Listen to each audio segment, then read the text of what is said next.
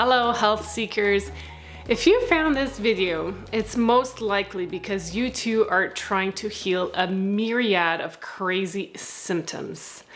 While I will tell you a little bit about my personal food journey over the last 6 years or so, I do need to remind you that I am not a medical expert. I would highly recommend that you seek the help of a trusted medical professional to help you with your specific dietary and health concerns.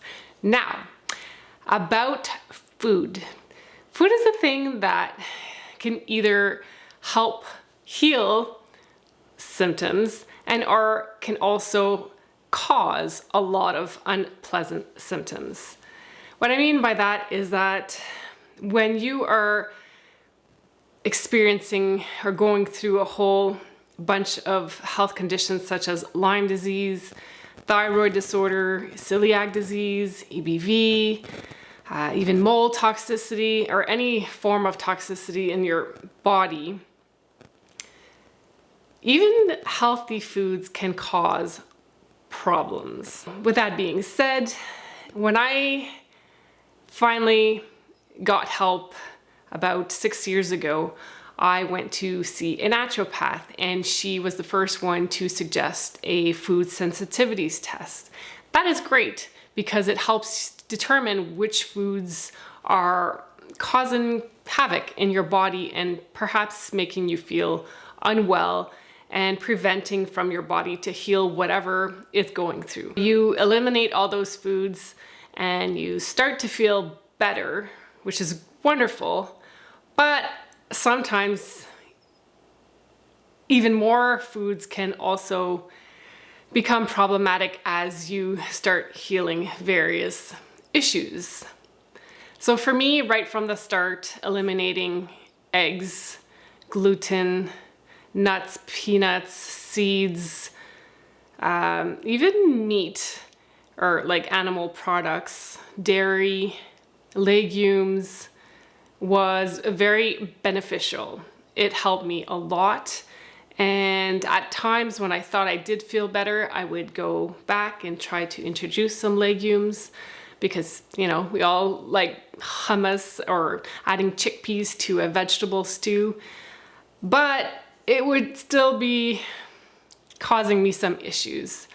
So then you realize that changing what you eat can really truly make you feel better, but then you, like I said, you discover more things that are not very beneficial. And what I mean by that is, let's say for a stew or a soup, you know, you add pepper and spices and all these things to make your soup taste better. But for some people, even spices, pepper can cause problems.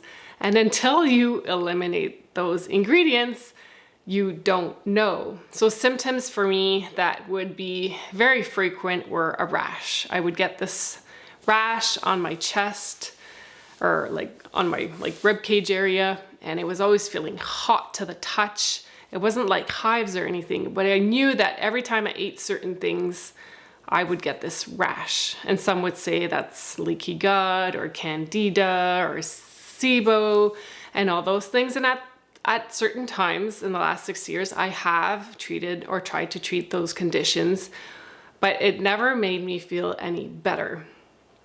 So then, as a person that likes to research and read and discover and try to figure out my own issues, you realize,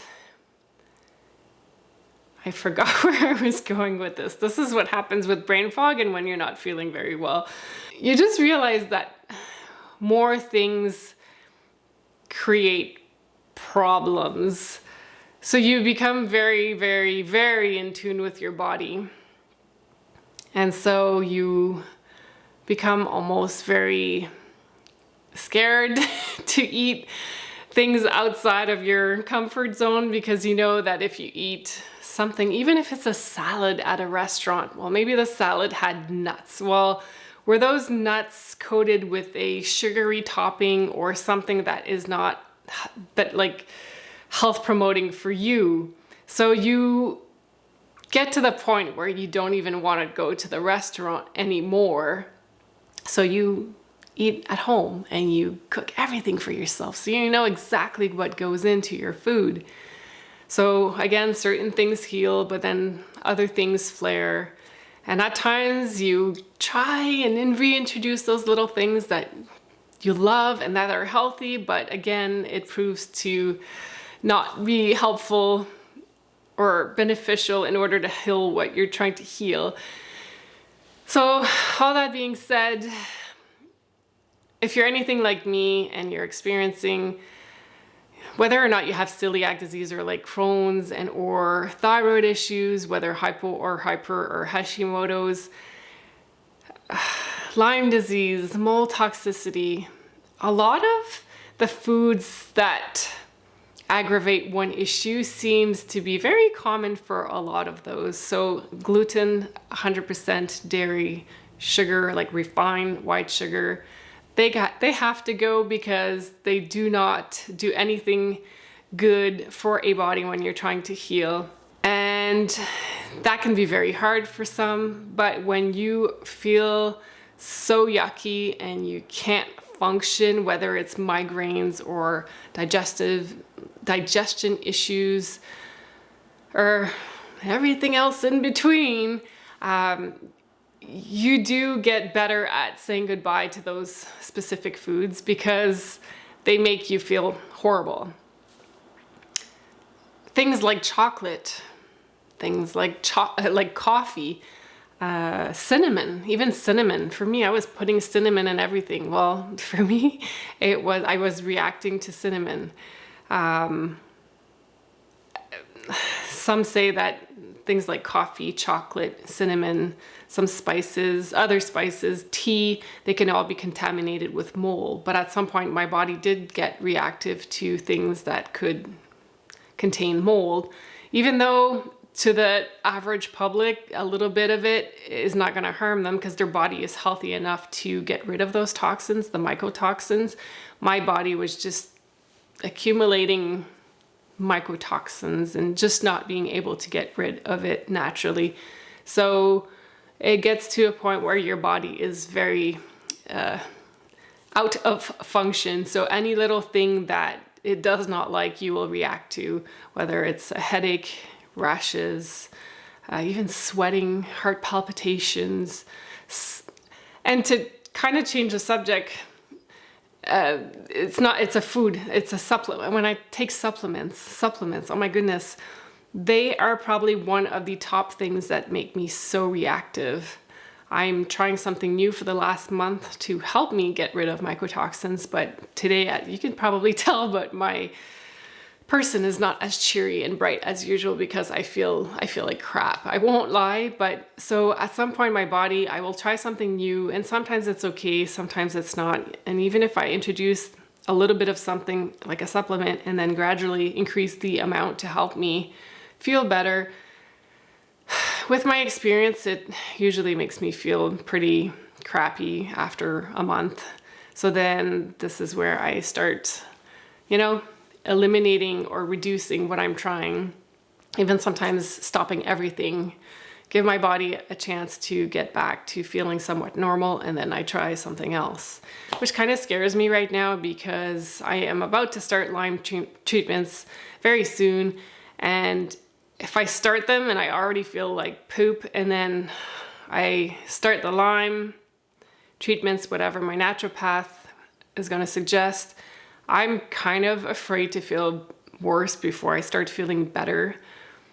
But this video is about food and what I've been eating and not eating to help me feel better. And 100% to summarize what I've kind of just babbled is to say that when I eat plant-based vegan, so no eggs, dairy, or animal products, along with as much fresh fruits and vegetables as possible, with some gluten-free and sometimes grain-free ingredients to make my own bread or baked treats that are very simplistic for me. So it works with my dietary requirements.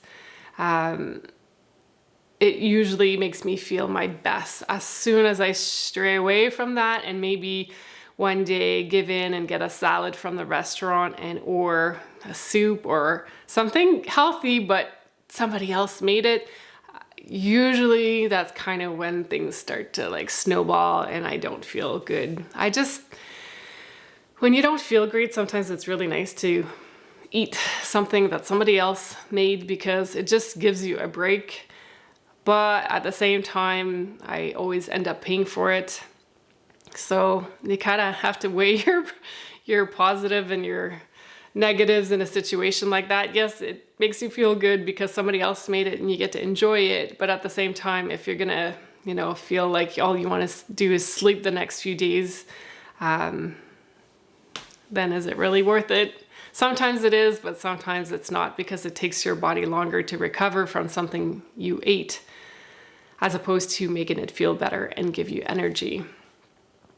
What does also help is if I feel really bad, is I will try to reduce my number of hours where I eat. That is harder to do for me, but I know that if I wait the longest as possible that I can to eat my first meal and then try not to eat in the evening, well, the less amount of hours that you do eat gives your body way more hours to heal. And that and good sleep and as much hydration as you can is very beneficial when you're trying to feel better. I know I have a big problem with hydration. You can probably tell, like, my skin is very, very dry. I'm chronically dehydrated. I can drink water all day long, but my body does not absorb it. If you're watching this and you have any tips for me, other than adding salt to your water, I just feel like I get so tired of drinking water, but at the same time, my body needs it. But if I drink it in big quantities, 2 minutes later, I'm in the washroom and I just pee it right out. So that's been really, really frustrating because I know my body needs it. My body is dry, my face, just the appearance of my skin is changing a lot. Maybe once springtime comes, I'll feel better if I get more time spent outside. If you're watching this and if you want to share what you do eat or don't eat, however you want to approach it, that makes you feel better, you can let us know in the comments. That could be very helpful to other people. But definitely the top foods for me that I avoid, again, are gluten, so wheat, anything wheat-based.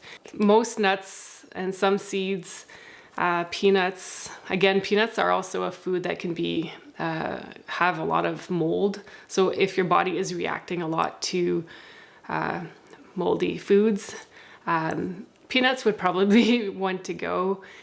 So same with nuts and or seeds. And then dairy, eggs. I think when you think about inflammation, I feel that eliminating animal products is very beneficial. For my sake and my health, it's never really helped me in the last few years. Even I have to say, when I did try, it makes me feel horribly tired, like extremely fatigued. And that's because my digestion is probably not working at its peak. And so definitely for me, fresh plants and vegetables. And if you see my Instagram feed, you will see that in the months where produce is available in abundance, I do post a lot of the pictures that I like, all my vegetables and fruits that I do get on a weekly basis. So I do consume as much as I can. I like to make soups, salads, stir fries, name it. Anything that you can do to encourage you to eat more nutritious, healthy foods, whether it's preparing it in different ways, whether it's like I said, a stew or a soup or stir fries, just changing up the way you're eating foods, and cooked and or raw as well is really good. Those have been great for me.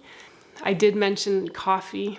I kind of have a love-hate relationship with coffee. I love it, but it does not love me back. It kind of hates me.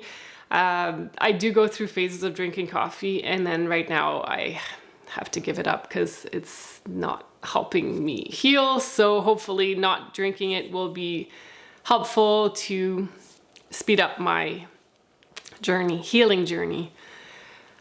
So this video is a little bit different. I'm not as cheery today. Again, I said I was going to try to film at least once a week if I felt good enough. I almost didn't film because right now all I want to do is crawl back into bed because my head really hurts. Again, this is because I am trying to detox the mycotoxins in my body before I get treated for Lyme, and I'm hoping that once we get to that point, I will feel better so I can cheer up a bit. But I did want to film my progress so you can see the difference. So if I do try things that work, I want you to know what those things are. Even though I'm not going to specifically say what I'm taking, at least, you know, I can definitely guide you or help you and at least show you what has been working or not working. So I don't want to keep this video too long, so I will leave it to that. And I hope I got enough in to give you some information on what can be helpful. So if this was a video that did help you and you would like to see more about my journey, crazy health journey, then please don't forget to like, subscribe, and share this video so others that are trying to heal can get somebody else's perspective on their own journey. So thank you for watching, and I will see you in the next video. Bye for now.